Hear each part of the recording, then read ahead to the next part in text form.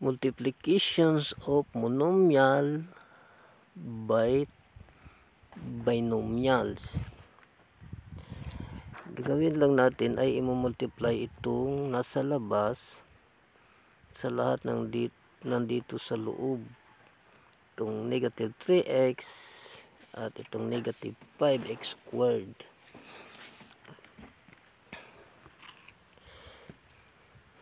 Two x times negative 3x, positive itong 2, at positive times negative equals negative, kaya negative din yung answer dito. At 2 times 3 ay 6. Lagay natin ang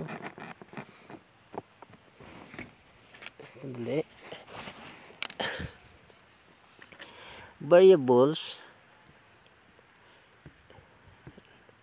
Linawin natin to. Variables x times x equals x squared. X squared. Kaya negative 6x squared. Tapos 2x times negative 5x squared. Negative pa rin itong 5 at saka positive itong 2. Kaya negative din yung product dito. Tapos 2 times 5 equals 10. Tapos x squared times x, lagay natin dito, x squared times x equals x cubed. Yan. Another example.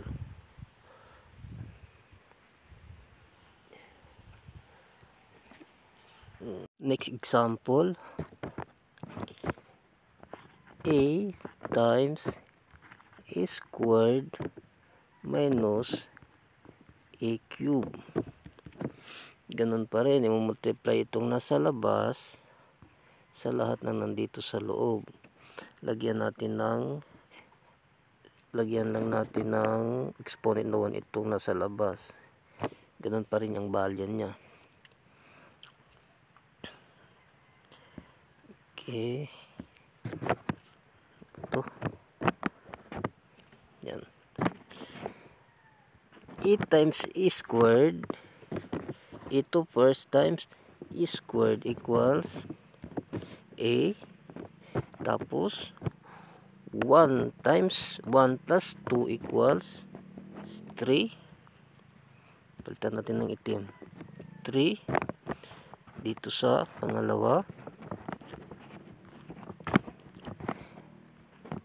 Ito first times negative a cube equals, dahil negative itong isa, positive itong isa, kaya negative din dito. 1 plus 3 equals 4. Kaya 8 to 4. Another example.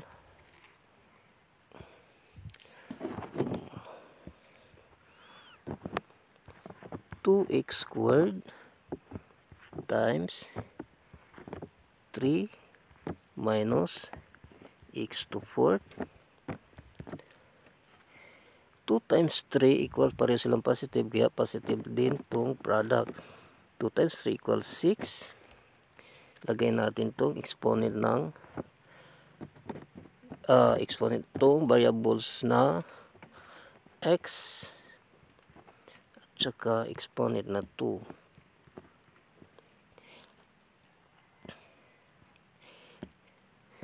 Two x squared times negative x to 4.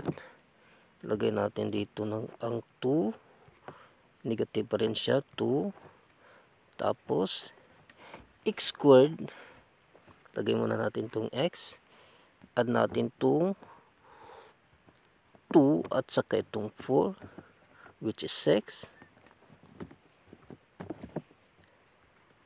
Yan, kaya 6x squared minus 2x to the 6th power.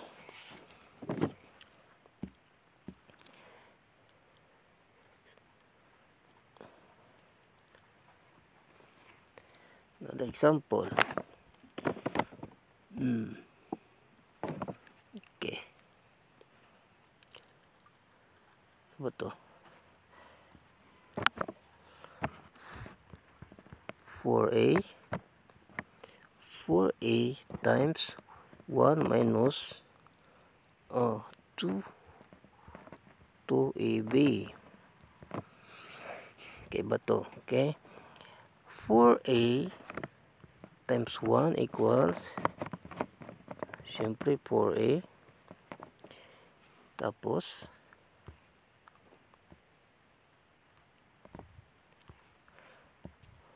4a times negative 2ab. 4 times negative 2 equals negative 8. Tapos a times a equals e squared. At lagay natin tong b. Kaya negative e squared b.